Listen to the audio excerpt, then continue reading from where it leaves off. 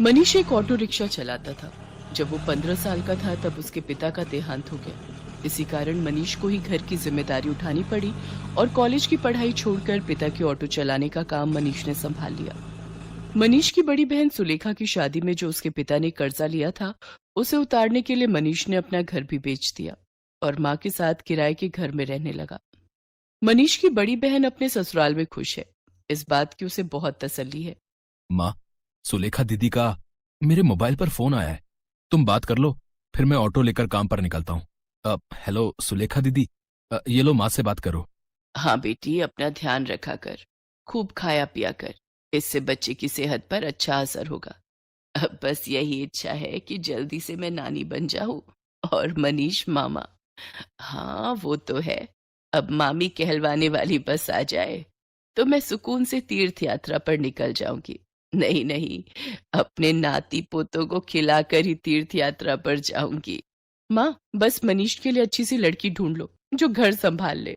माँ, मुझे देर हो रही है, बाद में बात कर लेना। अच्छा सुलेखा, मैं तेरे से बाद में बात करती हूँ, मनीष को देर हो रही है। मनीष ऑटो लेकर काम पर निकलता है। उसे पहले ही बहुत देर हो चुकी थी, पर रास्ते में जाम भी बहुत था। वो सवारी का इंतजार कर रहा था। तभी उसका एक साथी जो उसकी तरह ऑटो चलाता था, वो किसी लड़की से झगड़ रहा था। अरे देखिए मैडम, ऐसा थोड़ी होता है? जब आपने मुझे यहाँ छोड़ने के लिए पैसे तय किए हैं तो चुपचाप मेरे पैसे दे दो ना। भैया, मैंने आपको बोला ना, मेरा पर्स रास्ते में कहीं गिर गया। मेरा मोबाइल फोन भी उसी में है और सारे पैसे भी। मेरा पर्स कहीं नहीं मिला। मैं तुम्हें बोल रही हूँ ना, मुझे अपना नंबर दे दो, मैं तुम्हारे नंबर पर पैसे भेज दूंगी। अभी मुझे देर हो रही है, मुझे सामने होटल में एक फंक्शन में पहुंचना है। अब क्या हुआ निरंजन, लड़ क्यों रहे हो सुबह सुबह? अरे देखना यार, सुबह सुबह पहली सवारी मिली और वो भी मुझे पैसे देने के लिए मना कर रही है। इन मैडम का पर्स कहीं खो गया है और मुझसे कह रही है कि पैसे बाद में देंगी। अरे ऐसे थोड़ी होता है भाई। कोई बात नहीं निरंजन, कभी कभी किसी की परेशानी को भी समझना चाहिए। एक काम कर, तेरे कितने पैसे बने मैं दे देता हूँ, ये मैडम मुझे बाद में दे देंगी। मनीष निरंजन को ऑटो के 200 रुपए दे देता है। Thank you so much. मेरा नाम अर्चना है। आप मुझे अपना नंबर दे दो, मैं आपके नंबर पर ऑनलाइन पेमेंट भेज दूंगी। बाकी अगर मुझे देर ना होती तो मैं आपको अभी पैसे दे देती। अब कोई बात नहीं मैम, ये लीजिए मेरा नंबर।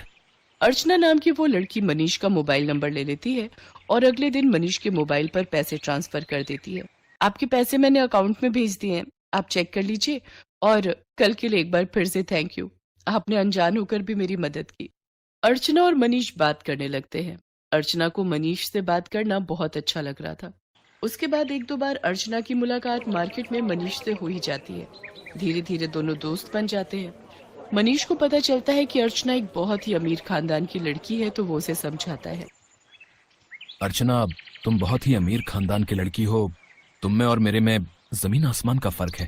मैं एक मामूली ऑटो रिक्शा चलाने वाला गरीब लड़का हूँ। तुम्हारा और मेरा यूं दोस्ती रखना ठीक नहीं है। प्लीज तुम मुझसे मत मिलो।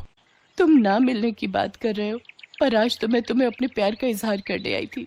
मैं तुम्हें बहुत पसंद करती हूँ मनीष। मैं अपनी आगे आने वाली पूरी लाइफ तुम्हारे साथ मिलकर जीना चाहती हूँ। कहते कहते अर्चना फूट फूट कर रोने लगती है और मनीष उसे गले लगा लेता है। अर्चना अपने मम्मी पापा से इस बारे में बात करती है और जबरदस्ती मनीष से शादी करने के लिए मना लेती है। इधर मनीष भी अपनी माँ और बहन से इस बारे में बात करता है और एक शुभ मुहूर्त में दोनों की शादी हो जाती है। अर्चना का स्वभाव बहुत अच्छा था। उसे इस बात से कोई फर्क नहीं पड़ता था कि उसकी ससुराल गरीब है। ना ही उसने कभी इस बात की कोई शिकायत की। अर्चना, अब तुम मेरे साथ शादी करके खुश तो हो ना? हाँ मनीष, मैंने तुम्हें दिल से प्यार किया है। मैं तुम्हारे साथ बहुत खुश हूँ। माँ जी, सुलेखा दीदी सब मुझे कितना प्यार करते हैं। मुझे तो महसूस ही नहीं हुआ कि मैं अपना घर छोड़कर आई हूँ। तभी अर्चना की सास भी आ जाती है। जीती रहो बहू, हम बहुत भाग्यशाली हैं कि इस घर को तुम्हारे जैसी बहू मिली। अर्चना भाभी, ये देखो, मैं आपके लिए नई साड़ी लाई हूँ। आज आप शाम को कीर्तन में यही पहनना। सुलेखा दीदी, ये साड़ी तो बहुत सुंदर है, ठीक है, पर एक शर्त पर। आज आप मुझे खुद तैयार करोगे, प्रॉमिस? अर्चना की बातें सुनकर सुलेखा की आंखों में आंसू आ जाते हैं। उसने कभी सोचा ही नहीं था कि उसे इतनी प्यारी भाभी से इतना प्यार और सम्मान मिलेगा। सचमुच कुछ ही दिनों में अर्चना ने सबके दिल में एक अलग जगह बना ली। अब तो अर्चना के बिना कोई भी नहीं रहता था। सुलेखा के बेटा पैदा होता है।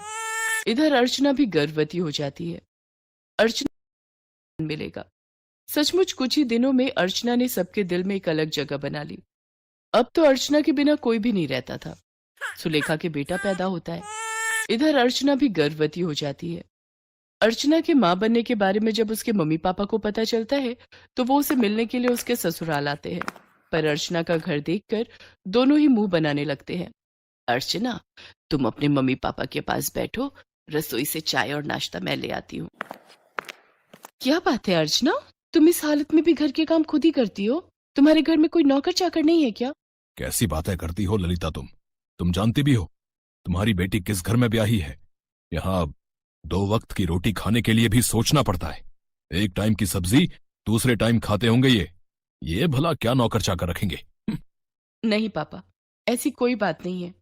माँ जी और मनीष ने तो मुझे कई बार कहा है कि मैं घर में कोई काम वाली रख लूं, पर पूरा दिन मैं घर पर होती हूँ।